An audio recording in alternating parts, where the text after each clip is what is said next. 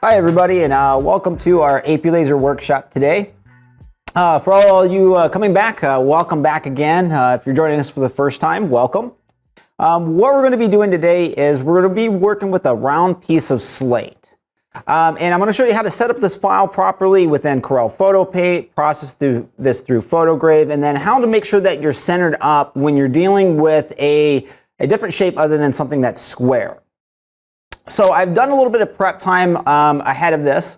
I've taken my piece of slate, and if you've not watched our videos about slate before, what I've done is I've gone ahead and coated it with this Rust-Oleum acrylic lacquer. It's a nice glossy, clear lacquer, and what that does is it really gives a nice shine to the slate. You always want to make sure that you do this ahead of time, and make sure that you give it a few minutes just to dry properly.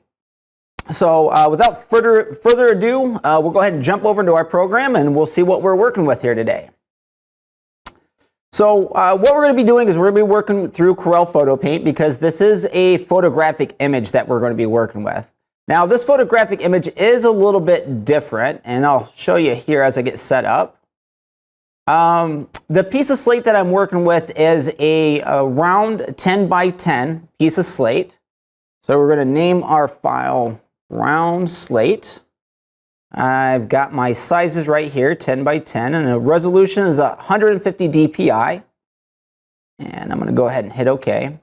Now, technically, this image here is a vector image, but there's a lot of gradients in there and grayscales and shadows that I thought would work well with showing you some of these functions on engraving it and dithering it through PhotoGrave.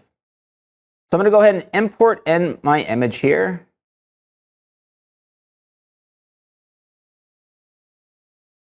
Now this file type that I'm working with is a AI file here.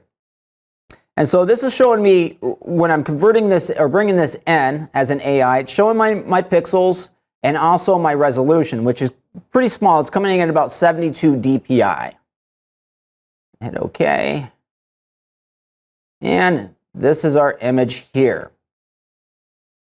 So again, I wanted to be able to utilize this image because you can see a lot of shadow work going on here in the background and the hand here, that if we converted it over into just a vector image, we're basically just going to have a bunch of solid or empty lines here.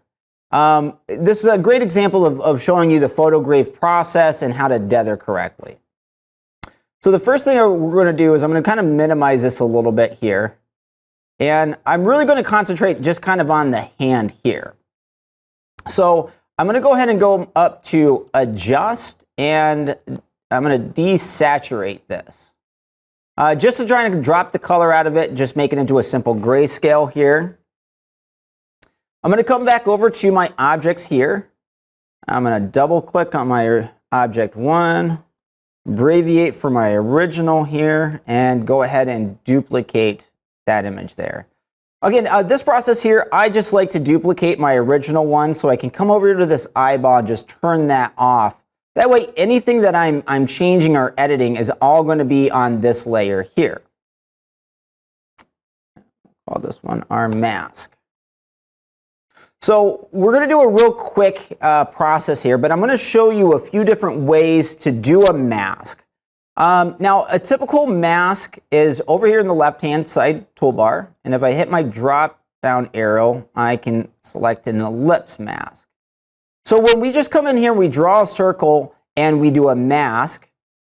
And I'm just do this real quickly. So I'm going to Object, Clip Mask, Create From Mask here. I do get my isolation on this oval here, but you see that the full image is still there in the background. So basically what a mask is doing is just masking off the other areas so we just see what's inside the mask there. I'll backtrack a little bit here. So what I actually want to do is I'm going to size this mask up. First off, a little bit smaller than what we're going to do, and then we're going to size it up to match our piece of slate. So again, over on the left-hand side toolbar, I'm going to grab my Mask Transform tool. And then I can come up here and I can adjust the actual size of my mask. I'm just going to make this like a 5 by 5, for example. And now I can move this mask around to kind of keep what I want and get rid of the rest of it. I want a little bit more in here, so I'm actually going to make my photo just a little bit smaller here. And I shift that around. Kind of just like that. So I really just want to get rid of this trick or treat and Halloween party, and I just really want to focus on the hand here. Now, again, if I just go up to Object and I clip my mask, I'm still going to have this rest of the image in the background, just only hidden.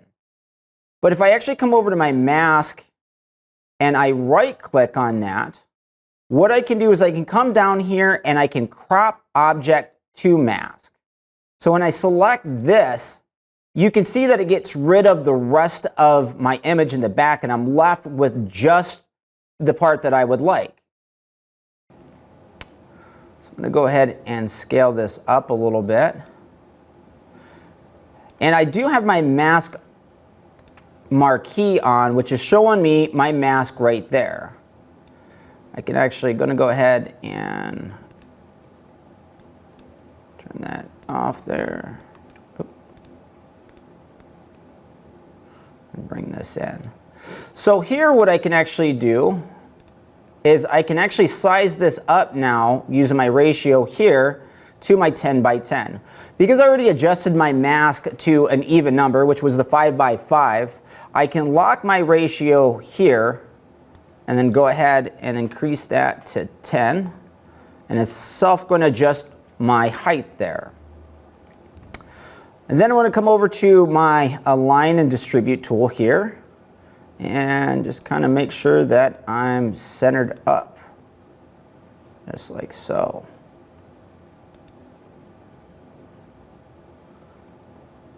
Now I can also come here to my Adjust and use my tone curve here. Now if you notice, this is kind of lightening things up, but I see my original mask here. So that's one thing we're going to want to get rid of. So if I turn my marquee back on, I can grab my Mask Transform tool. And really I'm just going to grab this and put it off to the side here. There we go. So now with my cutout here, select my Pick tool, come back up to Adjust. And now I can use my tone curve to adjust the whole photo here. So we can see we can darken it up, lighten it up just a little bit here.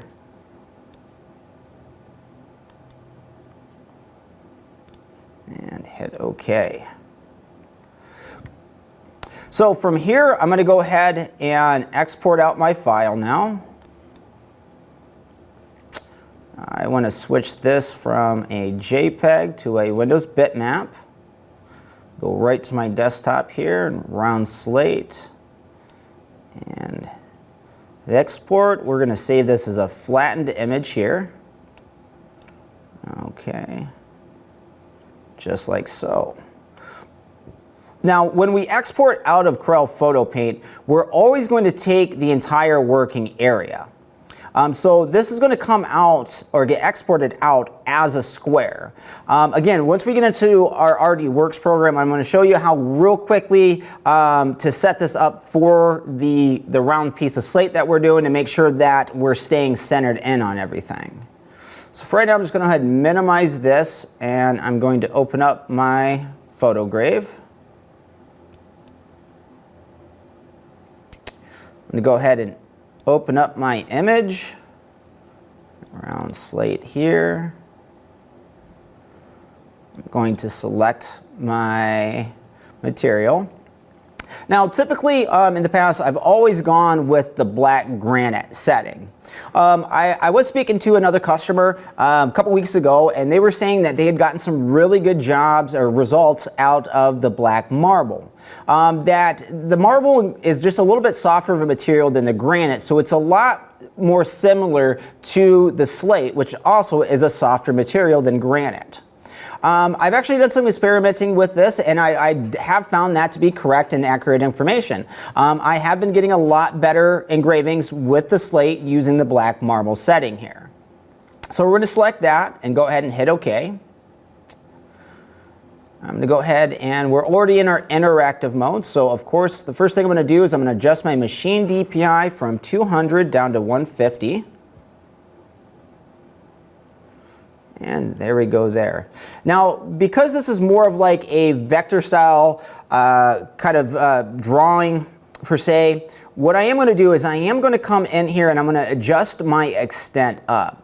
Now my extent is really what's highlighting my edges. And again, because it's more of a technical drawing, I just kind of want to highlight those edges a little bit more just to help it stand out a little bit. So I'm going to go ahead and change that from a 5 to an 8. And we can see all around the edges here how they're a little bit more prominent, standing out a little bit more. So I'm going to go ahead and hit my final process here.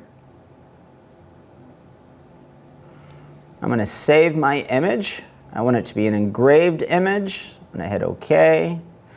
We've already sent this out as a BMP file, so we can leave it as a photograph supported image. And just go ahead and hit save. So from here, we're going to go ahead and open up our RDWorks program.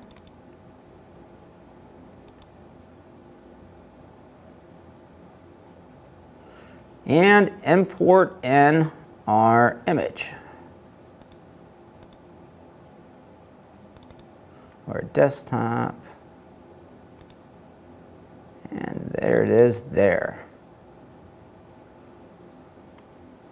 So now before we get started, what we want to do is, again, if we just downloaded this file as is, it's going to have this box around it. And so when we frame out, it's actually going to want to frame this box out. So what I find is I actually create a separate layer right inside of here.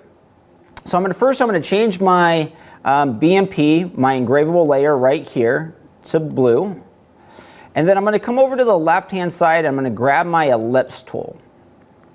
I can just draw a circle anywhere inside here. And I'm going to use my pick tool to select that circle, and then I'm going to change that size to a 10 by 10. So what I want to do is I want to make sure that this circle is going to overlay on top of this image here, just like so. I can self-adjust it, and I can actually see this red line kind of going around on the outside, and I'm a little bit off on the sides. Inside of RDWorks, there is alignment and adjustment tools in here as well. And this little button here will actually snap everything to center. So you can see once I've pressed that button, now when I zoom in, I can see my red line is staying right around my image here. So what I'm going to do is I'm actually going to assign this layer here. Actually, I'm going to change my layers just so I don't get them confused here. So I've got my blue layer is now my cut, and then my BMP is my black layer, which is my scan or engrave. So what I'm going to do is I'm going to first come in here to laser cut, and I'm going to change my speed for my cut as a 1, and I'm going to drop my power down to a 0 here. And I'm going to go ahead and hit OK. So over on the right-hand side here, next to our mode, we see output. So what I want to first do is I'm going to turn my output off for my scan, and I'm going to leave my cut output to yes. So basically this is saying that it's going to leave this circle as it's on and turn my engraving off. I'm going to go ahead and download this image real quick. Or actually, before I do that, I'm going to make sure that my origin is set. So I'm going to come here to config, system settings, and my laser head is set for center. Go ahead and hit download and hit OK. And my file is downloaded successfully. So let's jump over to our machine and we'll take a little bit closer look to see what we have going on here. All right, so I've already gone through and I've measured out and kind of found a rough center of my round slate piece. So we'll take a look on the inside here. And so I just used a little piece of tape to kind of come in here to get me centered up a little bit. Now what we're going to do is we're going to use that cut file more or less as our trace, our frame. Okay, because the power is set to 0, I don't have to worry about the laser actually firing or anything like that. And so I'm going to go ahead and hit origin on my machine, and I'm going to go ahead and hit start. Now I've done this correctly. The laser should just trace around my circle.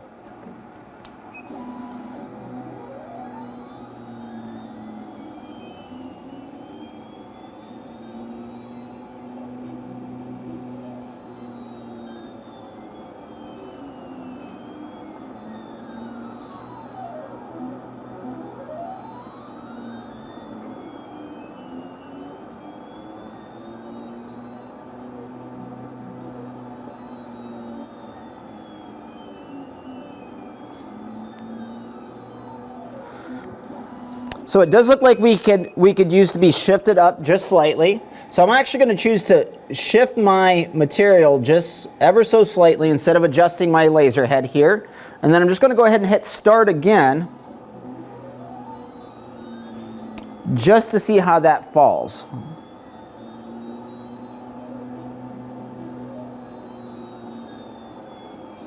And we can see we're sitting right on the edge here.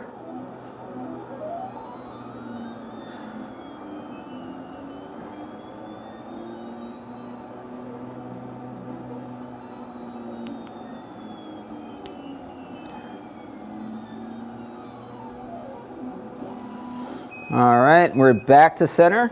So I'm going to very carefully, I'm going to remove my masking tape here. And I'm going to jump back up to my computer.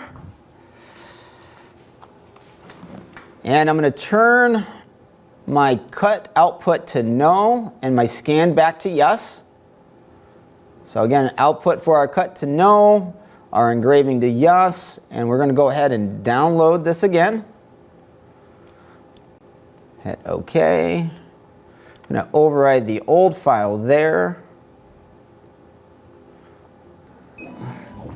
And one thing I did forget that I always tell people not to is to make sure that my air is on.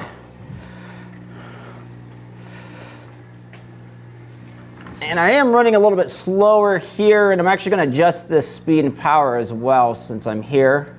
I'm going to go to my parameter library, and I'm going to select my photo on Slate and hit load to bring up those settings, which are going to speed this up quite a bit, 28 speed, 21 power. Go ahead and hit OK, and we'll just go ahead and start that from our machine there.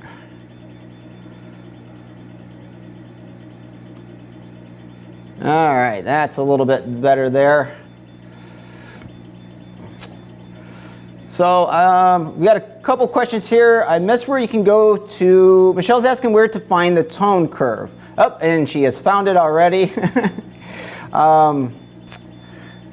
Michelle's asking how she can make her laser with those cool noises. That is just the 0 power and the 1 speed on that cut, on just how that's shifting on both the X and Y axis, which is making that sound.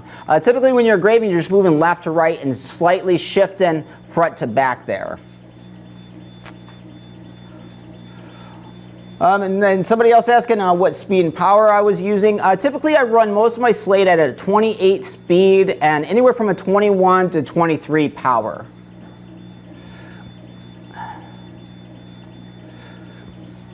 Do apologize about a few of the hiccups here. I am a little bit under the weather today. It's here in wonderful Michigan, where the weather likes to go from 73 and sunny down to 43 and rainy, and all within a 24-hour period.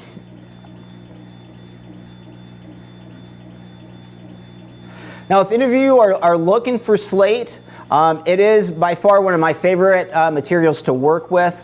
It's got a really low cost to it. You can typically pick up a lot of different shapes and sizes at our AP Lazer store online, and typically range anywhere for just $3 to $8, just depending on the size that you're going with. I find that it's a universal product. It can be used for fun things. It can be used for memorial pieces, just a variety of applications. In case anybody was wondering where I picked up this acrylic lacquer at, I did buy this just right at Walmart. It runs about $4 or $5. You can also pick this up at any automotive store also. Now, if anybody has one of our 1812s, or possibly looking into them, I do really like the way that the 1812 does imagery. Part of the reason is because the tube that comes with it, it's a lower wattage tube, it's a 30-watt tube, and compared to like my larger machines, the tube is quite a bit smaller, so it gives a very fine beam size, even with our standard 2-inch lens that comes with it. So again, it does portraits absolutely beautifully. It does still have the capability of doing all the other projects that we do here, so glassware, tumblers, wood, acrylic, any of those things there. And I'm sure you saw when we went to our machines that I do have some other machines in here with us. I'm going to start bridging out a little bit more and not always using our larger machine. I do want to be able to show everybody that you do have full capability of my large machines, that my smaller ones will do the exact same things.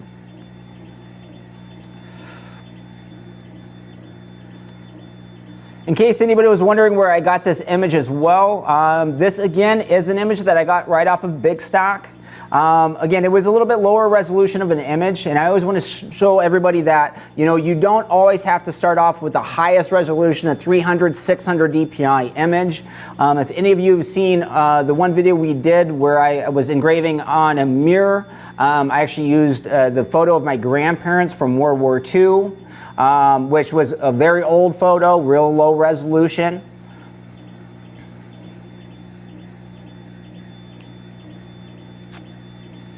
And someone is asking what size lens I am using. I am using just the standard 2-inch lens. Again, with the 1812, because the beam is so much finer than my larger machines, it already focuses that beam down to a fine dot, very similar to my 1.5-inch lens with my larger machines. If you watch any of my other videos dealing with photographs and things like that, on my larger machines, I do typically like to run with the 1.5-inch lens, again, because it condenses that beam to a really fine point. Oh, and Michelle is saying that she was actually able to find this image on Shutterstock, so she could walk along and duplicate this process with the exact same image. Again, there are a lot of different places to get imagery from.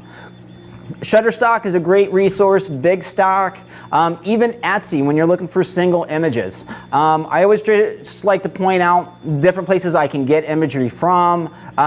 There's even one I did before that I got a booklet from Amazon under Dover Publications. Comes with a nice little CD-ROM. You can actually download all those images right to your computer.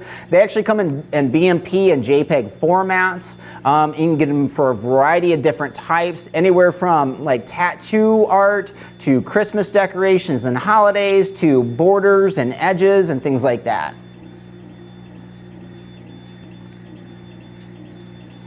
If anybody has any questions as well over the processes and procedures we're doing in this video or any of our other videos, please feel free to reach out to our technical support team. They're going to be more than happy to help you out, answer any of those questions, give you a quick walkthrough on these. And again, a lot of the things that we are doing in these classes I take right from our training itinerary. So these are some of the applications and things that you learn in our training session, especially if you're newer to AP Lazer, you haven't been trained yet.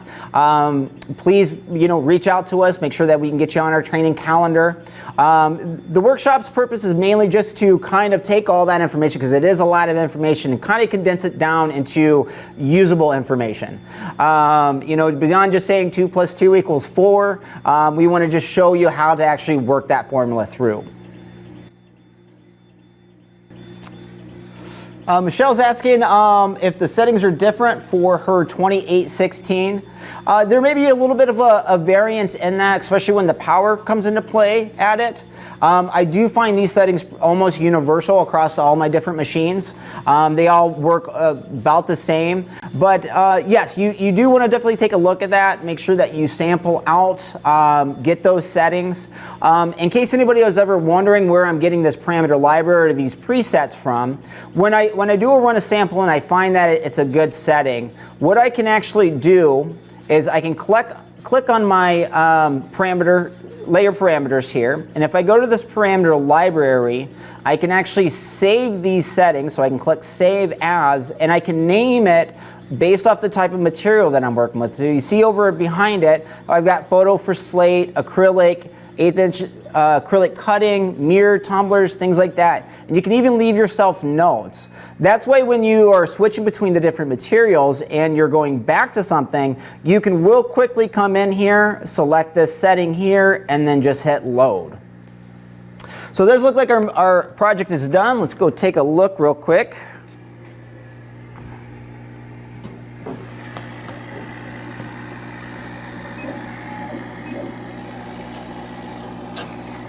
All right, and here we are here. So again, what I wanted to do with this, you know, we highlighted the edges there and photograved to kind of make that hand stand out a little bit more. But again, I wanted to show you that how you can actually trace around this by adding in that extra layer and just make it in a circle. That kind of helps with trying to make sure that you're squared, you're centered up, and everything is coming out nicely. We do have some more time here for some questions. I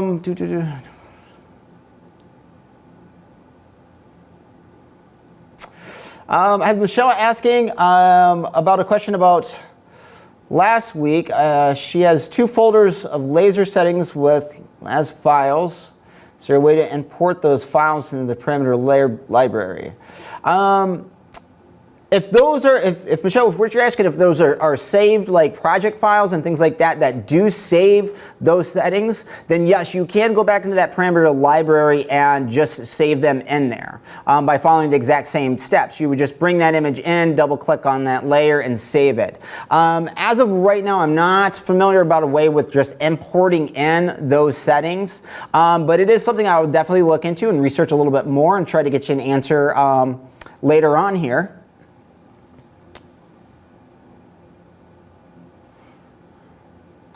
They are just setting files and no artwork attached. Again, not 100% sure if you can actually bring those in, but Michelle, after the class, if you would like to give me a call or directly, I'll be more than happy to take a look with you and see what we can get figured out with you.